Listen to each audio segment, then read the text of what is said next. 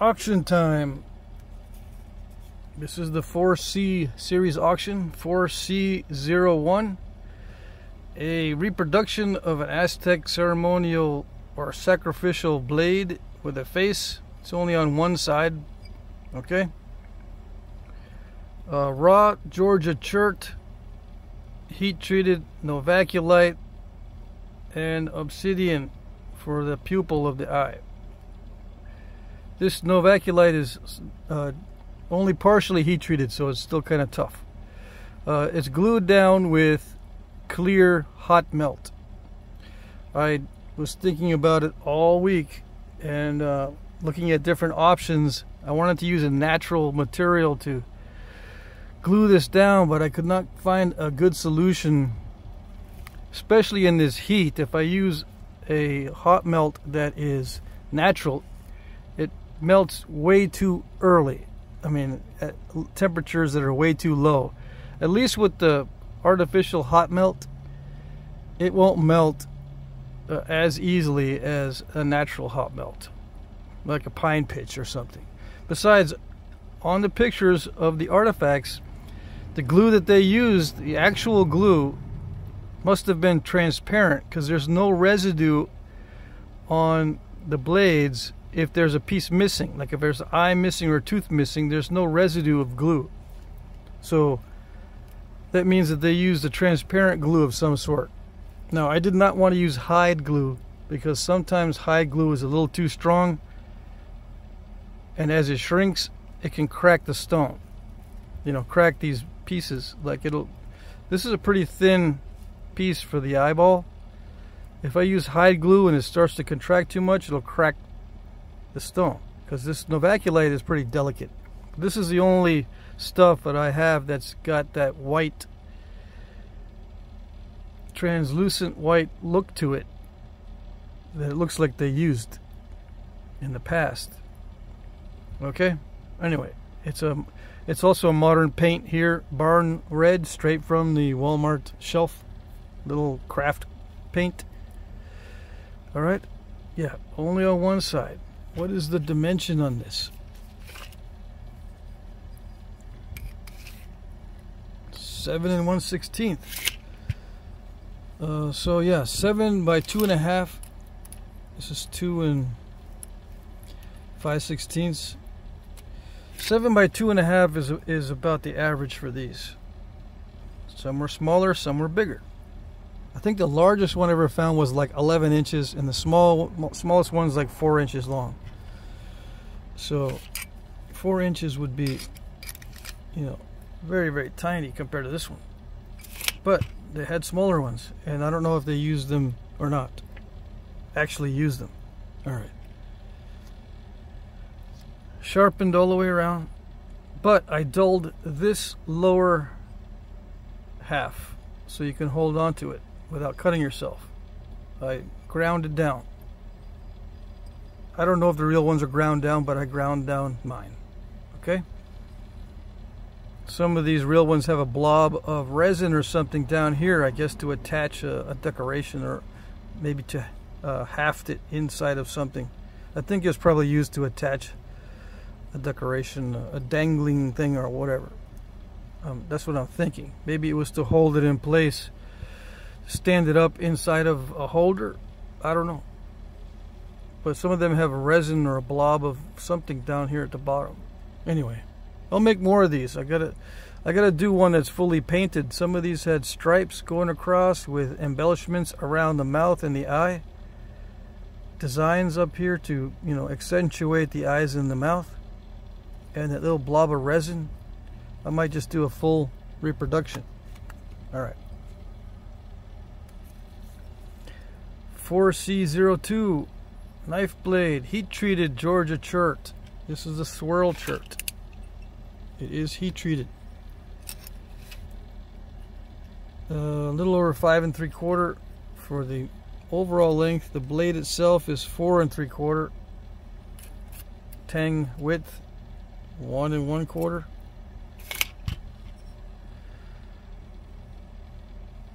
I try to sharpen this working edge thinner try to keep the blade thinner here on this side than on this side.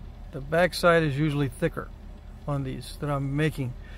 I grind down this area here all the way around there. Everything else is sharp, but I do grind this area and all the way up to about there.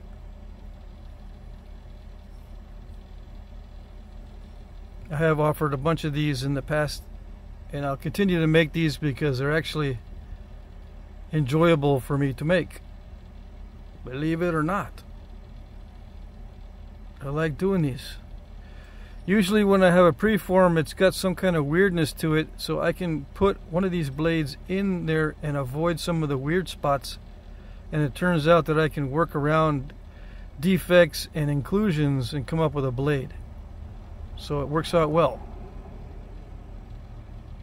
If it was perfectly leaf-shaped or perfectly triangular, they're more difficult to make because I can't work around the defects.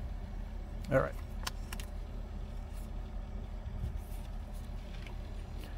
4C03, another heat treat Georgia swirl chert.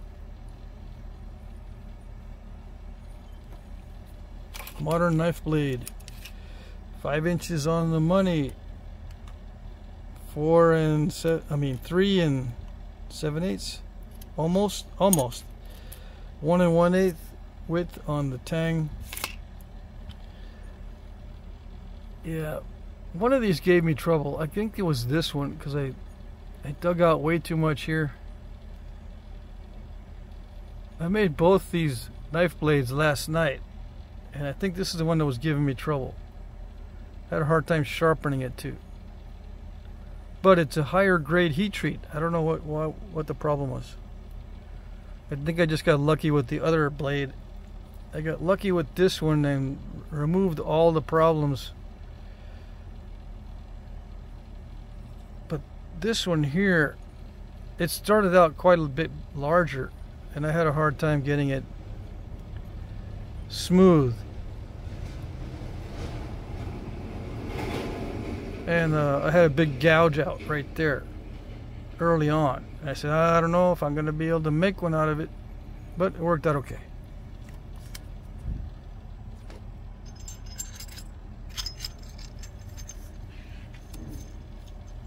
(4C04), 3 objects under this item number. This one is on video. These are all heat treats, Georgia.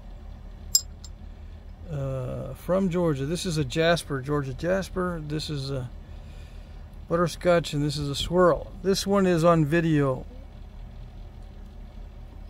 All right, these two are not. I made these on the side.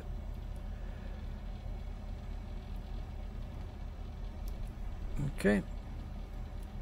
I don't know if they correspond to any specific types or if they're accurate or not. I just made them, so you can consider them to be art points or something. I'm pretty sure they match up closely to some existing artifacts. Yeah, this is a heat treat. There's some original surface on this. It was a thin flake, so I was not able to remove the original surface, but you can tell it's a heat treat by the difference in color. Okay, what is the dimensions? What are the dimensions? 3 3/4, 3 3/8. Right? Yeah. And a little over 3 inches. Okay, so all 3 together.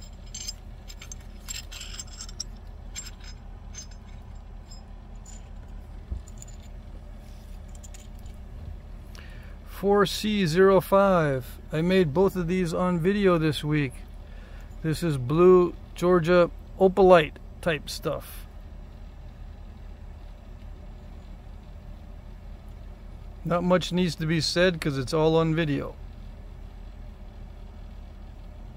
Alright, and I don't know if these correspond accurately to real points or not. I don't care.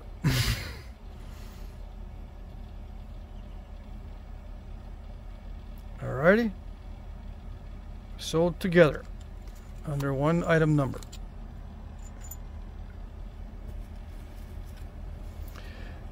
(4C06). This one is cinnamon dacite. That's what it looks like to me. It looks like a dacite. It's an obsidian, right? It's from the western United States. I'm not going to tell you exactly where this stuff comes from. You know how that goes. If I reveal the source, there will be no more source very quickly. Anyway, it's all on video. This one is on video. 2 7/8. In case you're curious. Alright. Boxes. Alright, this may take a while on this one. Let's see. 4C07, a box of miscellaneous stuff. Heat treat Georgia Jasper. I think this is a heat treat Texas nasty chert. It's a very low grade when it's not heat treated. I'm pretty sure I heat treated it. I just didn't have time to check it. Anyway, raw green rhyolite from North Carolina, fine grain. I was going to make a knife out of it, you know, a little knife blade, because it's pretty tough stuff, but I never got around to it. Just a flake of high grade Georgetown. Some sort of light colored shirt. I don't know if it's heat treated. It's probably heat treat. Common opal. Yeah. I got this. I got a big batch of this stuff. So I'll offer a few pieces. 2 3/4. So you notice it's a lot like Rainy Buttes, but it's not exactly. All right, I got 2 pieces of smoky obsidian in here. High grade obsidian, except for maybe some issues with this, but I don't see it's that bad. All these are for my personal stash of miscellaneous flakes that I was going to nap in the future. I have a box of interesting stuff. I just throw it in. So I said, you know, I need to get rid of some of that because I got too much. This could have some issues in it, but other than that, this one is pretty clear as far as issues. Other than that, this is high grade stuff. Just so you can get your hands on and test some of that high grade so you know what that means.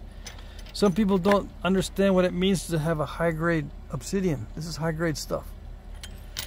This is also high grade stuff. Mahogany type obsidian, but it's a triple flow type. Okay, so it's more flexible. This is heat treat Georgia Jasper. It's got issues in it though. I was going to make a thin point out of it. You got to thin it way down to get past that. These are heat treats, Georgia chert heat treats. Yeah, they're not perfect because the stuff that I keep for myself, I can work around the bad spots and make thin points out of it to get past all the bad stuff. So it's not that great as far as size, but it'll give you the chance to nap some of this stuff to see what it's like. To nap high grade or heat treats or whatever. These are unusual. This is an unusual Texas chert heat treat. This is a European flint. I don't know where it came from as far as specific country, but I did make a point out of it on video. I'll probably never get around to napping this, but anyway, I'll give you a chance to see what that's like. This is an opalized chert, I suppose, from Georgia. Opalized, very delicate. Let's see, these two are just heat treat Burlington, mid-grade, not the high-grade stuff. This one I think is a Tecovas Jasper from Texas heat treat. It'll give you a chance to see what that's like. Another piece of Burlington mid-grade heat treat. Some sort of gravel chert. I don't know where I got this. It's either from Mississippi or Texas. I can't remember. Some high-grade heat treat Novaculite gray. This one is heat treated up enough to get it glossy. I just I didn't test it so I can show you the gloss. Just a flake of Edwards Plateau high-grade chert. I think same thing with this high-grade Edwards Plateau chert. This is another piece of North Carolina fine-grained rhyolite. And this is a piece of heat-treated Ocala chert from Ocala, Florida. Alright. So it'll give you a chance to test out all these different materials. Or make charms or little arrowheads. Or whatever. There's just a big variety of stuff. Okay.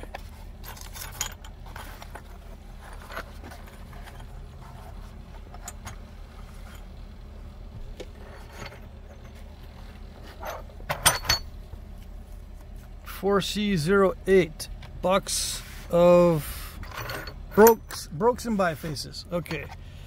Low grade heat treat Burlington. It's for experienced nappers. The low grade means that it's going to be a bit dry and chalky, and it may not flake all that well. Although I didn't have any issues with it, it'll be difficult to keep the width on here and thin it down at the same time. So you'll probably have to lose a lot of width to clear off this original surface. But anyway, that's what that is. I didn't want to deal with it because I got too much stuff. These are opalized chert, I suppose, from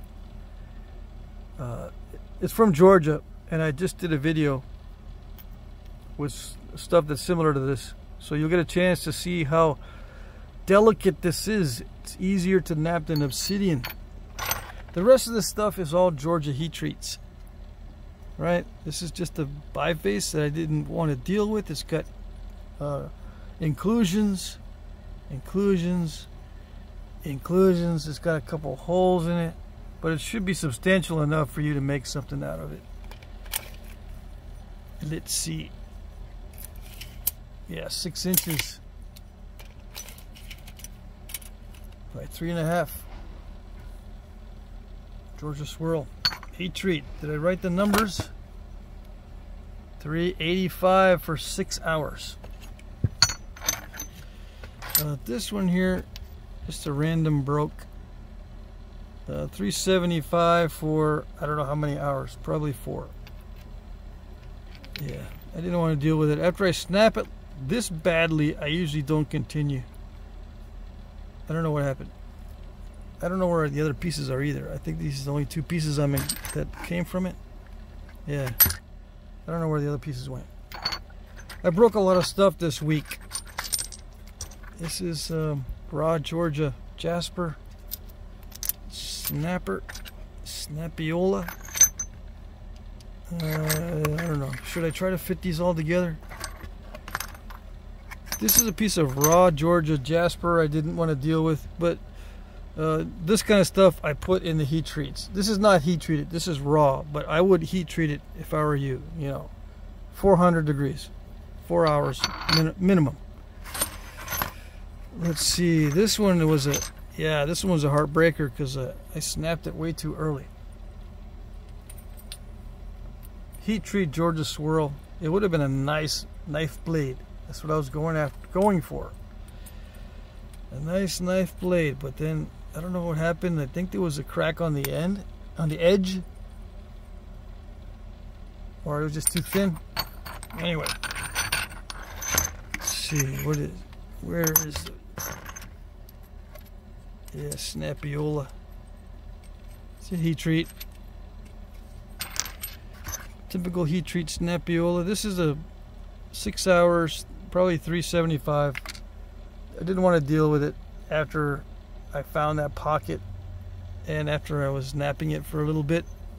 So there you go. Let's see. This is a Snapiola 375 degree heat treat. And another Snapiola. Yeah. Okay. Yeah, all those snaps are what I get for trying to do a lot of points quickly. Just get them done, you know. I was thinking, let's just knock a bunch of points out and see if I can get a bunch made this week. But I snapped a bunch of stuff. That's what I get. That's what I get for doing that.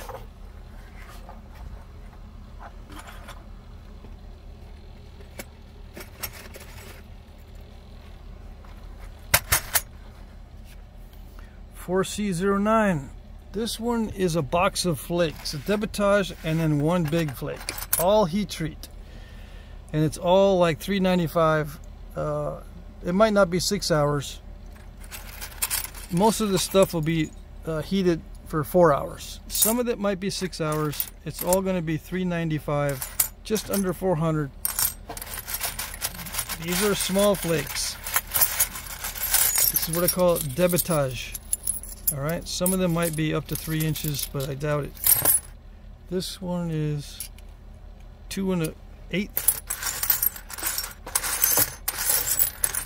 So they're all going to be around 2 inches or less. And I save these kind of things for myself for napping later. Some of these are going to be tiny. Okay, so just be aware.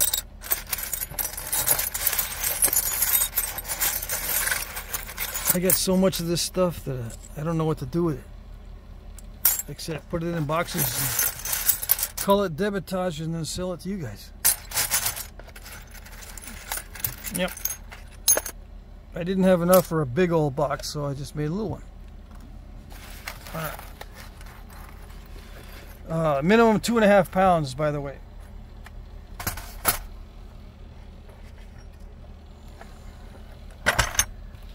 Alright, 4C10. This is a box of bifaces. Heat treat Georgia swirl.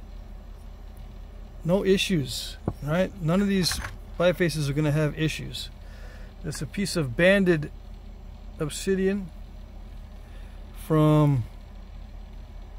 It's not banded. It's a combination of the black butter and the lower grade banded. And there should be no issues with this piece. Combination of black butter and the banding.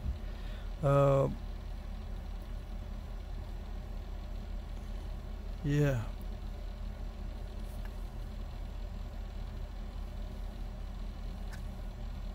I don't know.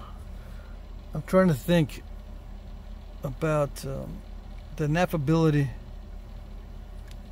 I can't remember exactly if... I think it feathers out nicely, so that's what I'm going to go with. Yeah, it'll feather out nicely. High grade smoky obsidian, no issues as far as I can tell. I held it up to the light. I don't see any major cracks. There should be a substantial amount for you to do something with. 5 inches on this one. 4.5 on that one. 3.5. This is the opalized stuff from Georgia. A couple of bifaces. I think I napped these, or I roughed these out with a wood handle on my tools. One of my pressure flakers or Ishi sticks. I just napped it with the wood. 3.5 to rough it out. 2 3/4. It's on video. These two are on video as, you know, samples of what you can do with it. It's very delicate stuff. Alright, heat treated Georgia swirl, no issues. Heat treated Georgia, well, I don't know, I guess these are butterscotch. Yeah, butterscotch and butterscotch, not swirl. This is kind of the swirl stuff. It's got these darker patches, but it's mostly butterscotch on this one. These are all heat treats. This one is a swirl looking thing. Yeah. Swirl chert and swirl. Alright, so before I put them back in, 4 1/8, 3 3/8, 4 1/8, 3 3/4, 3 3/4, a little over 4, and the rest of them I did measure. I think this one is 2 7/8. Oops, this one is 3 1/2. All right, so it's a good variety of stuff. All right, easy to nap stuff. All of it's easy to nap. Okay, all right. That's it for the items. Rules. Bid in the comment section under one of my pre-populated comments. This means that you will be replying to one or more of my comments. My pre-populated comments will contain the item number, a timestamp where the item appears in the video, and a short description. I will like your comment if I see it.